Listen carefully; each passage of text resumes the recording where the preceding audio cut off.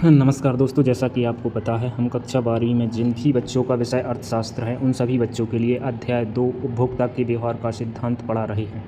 इससे पहले हमने जाना कि उपयोगिता किसे कहते हैं। अब उसी के क्रम में हम जानेंगे कि गणनावाचक उपयोगिता विश्लेषण क्या होता है। तो चलिए बच्चों, हम सबसे पहले इसका अर्थ या मीनिंग को जानते हैं कि गणनावाचक उपयोगिता विश्लेषण क्या है। जब उपयोगिता को संख्या या अंकों में व्यक्त किया जाता है और प्रत्येक अतिरिक्त इकाई से प्राप्त कुल उपयोगिता तथा सीमांत उपयोगिता की गणना की जाती है तो इसे गणनावाचक उपयोगिता विश्लेषण कहते हैं। जैसा कि आपने एक पेन लिया 5 रुपये का, तो उसकी उपयोगिता कितनी हो जाएगी बच्चों? 5 ही हो जाएगी। ठीक है, चलिए हम इसके प्रमुख या मुख्य विचार को जान लेते हैं। ठीक है, उपयोगिता को अंकों को अपन यूटल्स में मापा जाता है। ठीक है, अब चलिए हम जानते हैं कुल उपयोगिता। सभी इकाइयों से प्राप्त उपयोगिता का योग कुल उपयोगिता कहलाता है। ठीक है, अब जानते हैं सीमांत उपयोगिता यानी मार्जिनल यूटिलिटी। ठीक है, प्रत्येक अतिरिक्त इकाई से प्राप्त अतिरिक्त उपयोगिता को हम सीमांत उपयोगिता कहते हैं। सीमांत उपयोगिता का योग ही बच्चों कुल उपयोगिता होता है। ठीक है, सीमांत उपयोगिता का योग क्या होता है? कुल उपयोगिता होता है।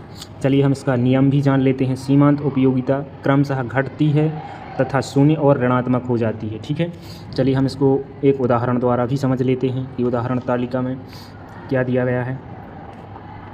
तो इसमें यहाँ पर सेवों की संख्या दी गई है, यहाँ पर कुल उपयोगिता और यहाँ पर सीमांत उपयोगिता। ठीक है, कुल उपयोगिता को हम किससे प्रेजेंट करेंगे? TU से, और सीमांत उपयोगिता को किससे करेंगे? MU से। ठीक है, चलिए यहाँ पर सेवों की क्रमशः संख्या है या क्वांटिटी है 1 2 3 4 5 6 7 और 8। ठीक है, अब जैसे जैसे कुल उपयोगिता बढ़ती जाएगी, यहाँ पर 20 36 48 56 60 और फिर 56 और फिर 48। ठीक है, यानी कि अगर किसी भी वस्तु का आप उपभोग लगातार करते जाएंगे तो आपको एक समय के बाद आपकी जो उपयोगिता होगी वो अधिकतम हो जाएगी और फिर इसके साथ घटना प्रारंभ हो जाएगी। ठीक है, अब जैसे कि हमें पता है कि सीमांत उपयोगिता कैसे निकालते हैं, तो आप MU यहाँ पर देखिए MU माइनस MU 1 करके आप निकाल सकते हैं। ठीक है, यहाँ पर प्रथम इकाई से प्राप्त उपयोगिता कितनी हो जाएगी? सीमांत उपयोगिता 20।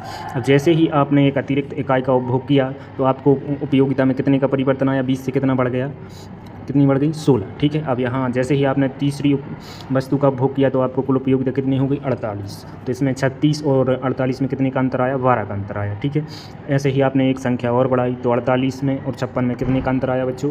8 का अंतर आया। और 56 में और 60 में कितने का अंतर आया? 4 का अंतर आया। 60 और 60 में कितने का अंतर आया? 0 का।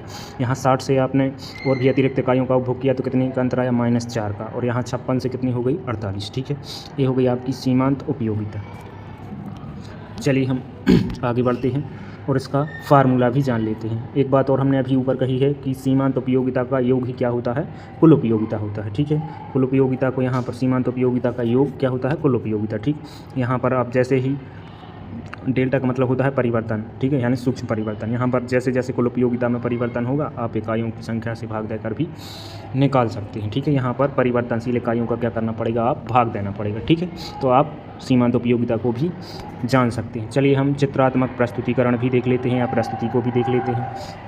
यहाँ पर आपको बच्चों दिया है x अक्ष, यहाँ पर दिया है y अक्ष और यहाँ पर 0। ठीक है, यहाँ पर देखो -20 10, यहाँ पर क्या दिया है? 20 10 0 10 20 30 40 50 और 60। ठीक है, यहाँ पर इसी प्रकार आपको क्रम भी दिए हैं। ठीक है, नीचे दी है क्वांटिटी, ऊपर दिया है उपयोगिता। ठीक, यहाँ पर कुल उपयोगिता बढ़ते क्रम में बढ़ती है। कुल उपयोगिता क्या होती है बच्चों? बढ़ते क्रम में बढ़ती है, फिर स्थिर होती है और फिर घटने लगती है। सीमांत उपयोगिता घटते क्रम में बढ़ती है, फिर शून्य होती है और फिर ऋणात्मक हो जाती है। चलिए एक प्रश्न और है बच्चों, जैसा कि कुल उपयोगिता जब अधिकतम होती है तो सीमांत उपयोगिता क्या होती है बच्चों? शून्य होती है। क्या होती है?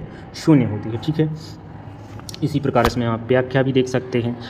एक इकाई से 5वीं इकाई तक सीमांत उपयोगिता कैसी होती है? धनात्मक, लेकिन परंतु कैसे क्रम में होती है? घटती जाती है। ठीक है, 6वीं इकाई में कैसी हो जाती है? शून्य हो जाती है, जबकि कुल उपयोगिता कैसी होती है?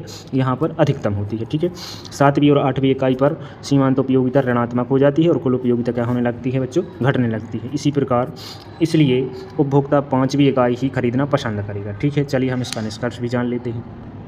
निष्कर्ष में जान लेते हैं। निष्कर्ष में गणनावाचक उपयोगिता विश्लेषण से यह स्पष्ट होता है कि उपभोक्ता अपनी उपयोगिता अधिकतम करने के लिए सीमांत उपयोगिता को ध्यान में रखकर निर्णय लेता है। ठीक है, तो थैंक यू फॉर वॉचिंग। अगर वीडियो अच्छा लगा तो आप सब्सक्राइब कर सकते हैं।